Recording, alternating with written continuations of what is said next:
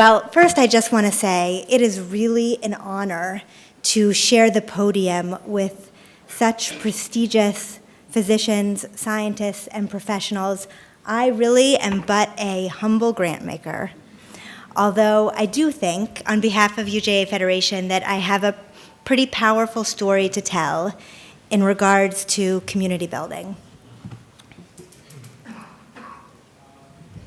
I am stuck in the wrong generation, and all technology scares me.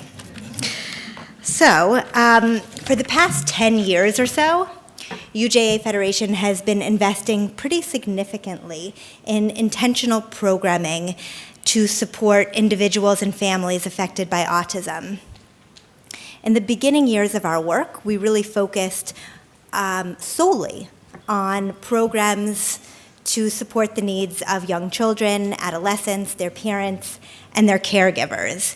And we, like all of us, then began to understand that young kids with autism grow up to be teens with autism, who grow up to be young adults with autism, and then older adults with autism. And it's incumbent on our whole community to address each point of the life cycle and the challenges and the opportunities that it yields. So I would love to just take a moment to recognize Debbie Hillebrand, who introduced us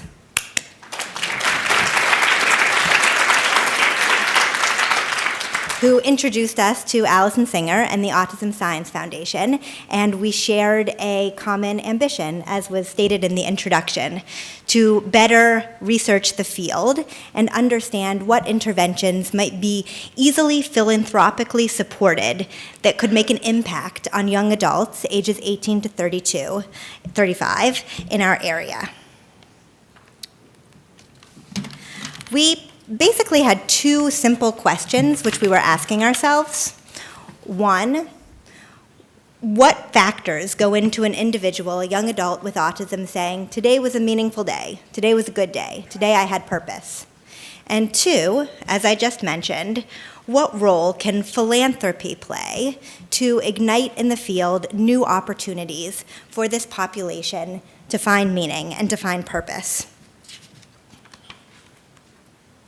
We surveyed 3 different groups: independent adults with autism, parents of adults with autism spectrum disorder, and legal guardians. For the purposes of this presentation, because we only have 12 minutes, I'm going to focus on those initiatives that we supported that were directly correlated with Group 1. The sample size for Group 1 was relatively small, but quite meaningful, and the data demonstrated really important trends. We identified, together with the Autism Science Foundation, 4 gaps in services for Group 1. These things will not surprise you at all: employment opportunities, social skills development, personal identity and community, and parent support and education. Also, as the data will reveal in the subsequent slides, the correlation between employment opportunities and social skill development became a clear and tangible area where we knew that we could make a difference. Here's some of the data. We saw mixed levels of job satisfaction amongst those employed, but interestingly, it skewed towards more positive employment than not. And so we were compelled to ask the respondents why. What we learned is that those who were skewing towards more positive employment felt that they were using their skills, that they had pride in their work, that they were working in a field that interests him or her, and that they felt comfortable where they were working. Some of the reasons why individuals noted that they weren't satisfied was a recognition that, or a perception, that they weren't making enough money, that they weren't using their skills, that they weren't in a field that interests him or her, and that they just didn't feel like they were part of the team.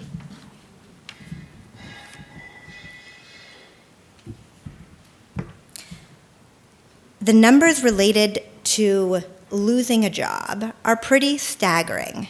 70% of those from Group 1 who had lost a job cited being fired as the reason.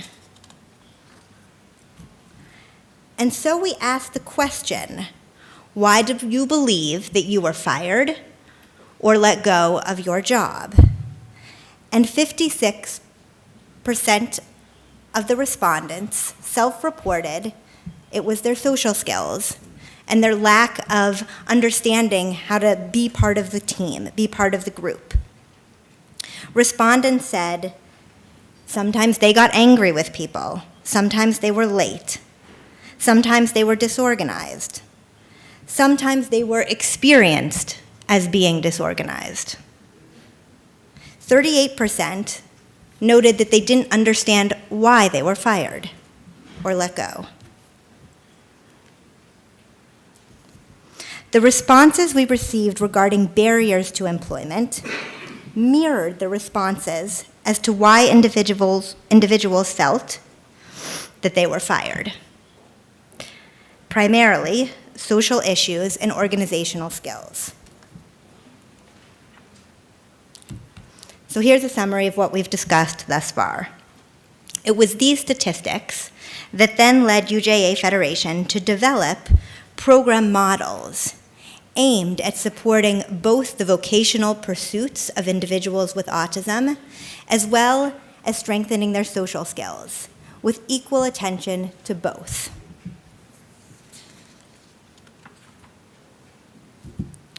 We saw community centers, significant parts of the UJA Federation network of agencies, as a central home for social and vocational opportunities. These organizations, think of a Y, a Jewish community center, any type of community center, as a small city.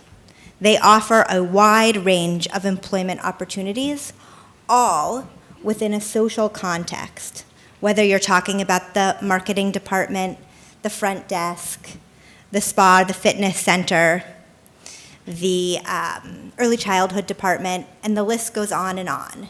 There's a wide range of employment opportunities. So here's by name the 5 programs that we supported through our utilization of the data and the information from the study we conducted with the Autism Science Foundation. Today, I'm going to speak pretty deeply about 3 of those 5 programs, although they're all quite similar in function and in design. One, program LIVE, which is at the Mid-Island Y and is in partnership with the Jewish Child Care Association, focuses on the development of vocational and social skills, meaningful work experiences, and promoting independent living for young adults with autism spectrum disorder within the community.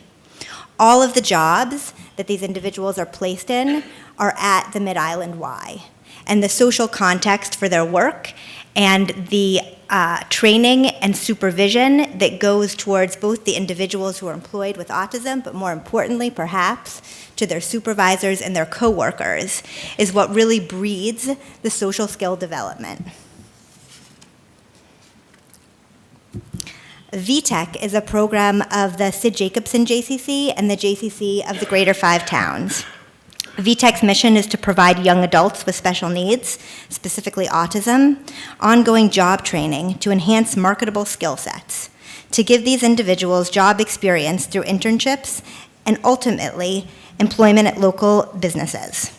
This is very much in line with the recent call to action by Ban Ki-moon, the Secretary General of the United Nations, to encourage businesses to make it a priority to hire those with autism and other special needs to enhance the workforce and to promote diversity and innovation in a competitive job market. VTech participants have received employment and internships throughout all of Long Island. Some of the providers that we're working with most closely to hire these individuals are TJ Maxx, the Roosevelt Field Mall, Stop and Shop, Modell's, and there's a long list of other employers, which I'm happy to share with you at another time. These are just some promotional slides of the program. Not going to spend too much time on any one of them.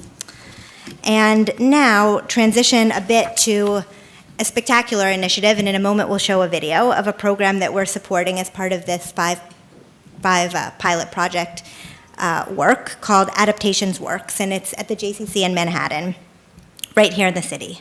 Provides a multifaceted approach to preparing young adults with autism spectrum disorder for the competing needs and demands of the workplace. Provides services that include foundational work experiences, social integration, and mentorship in the workforce, ongoing job support, and support-based and asset-focused local employer engagement.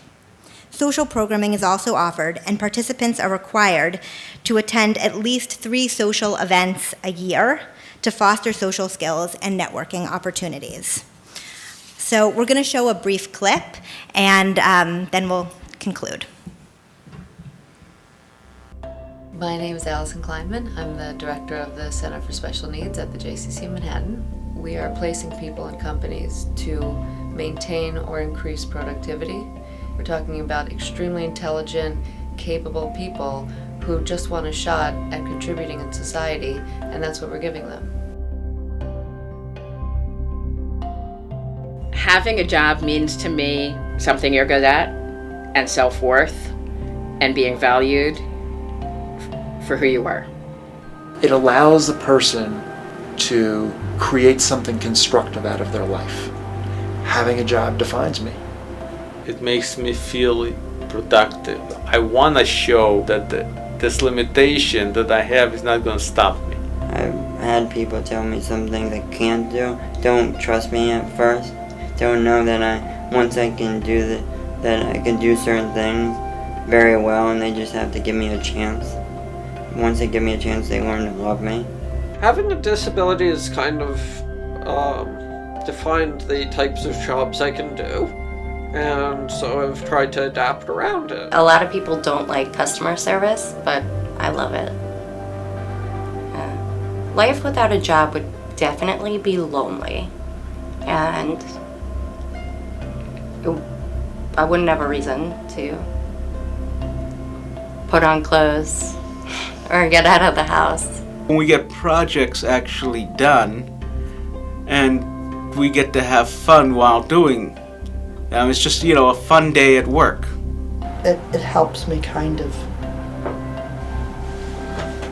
grow up in a way. If there's certain aspects of your disability that make certain parts of your job hard, yes, that's hard and challenging and a little scary, but if you accomplish them, you'll feel good.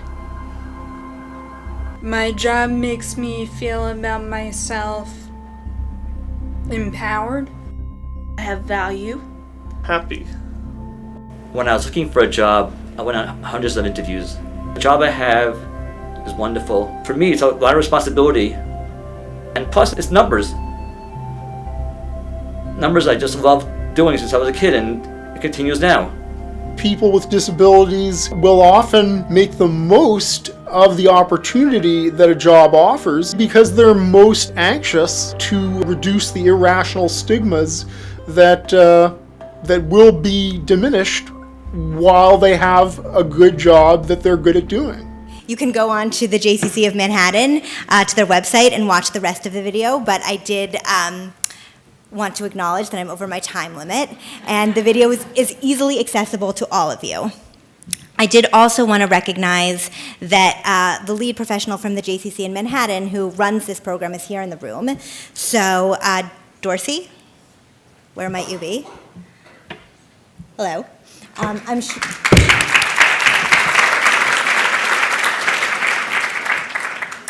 If any of you have any questions about the types of job opportunities that are offered through the program, I'm sure that Dorsey would be very willing and excited to speak to you. I think the video does a great job. I'm sure you are all watching the names and the positions that we're running at the bottom left-hand corner of the screen, because it shows the diversity, and that's intentional, of how many jobs can be offered within a community center setting. And because of that unique blend of the social environment and the professional skill set that one is able to really actualize, it's a wonderful platform for training individuals and for training their coworkers, and then enabling those folks to launch into other professions. So I think with that, I'll end.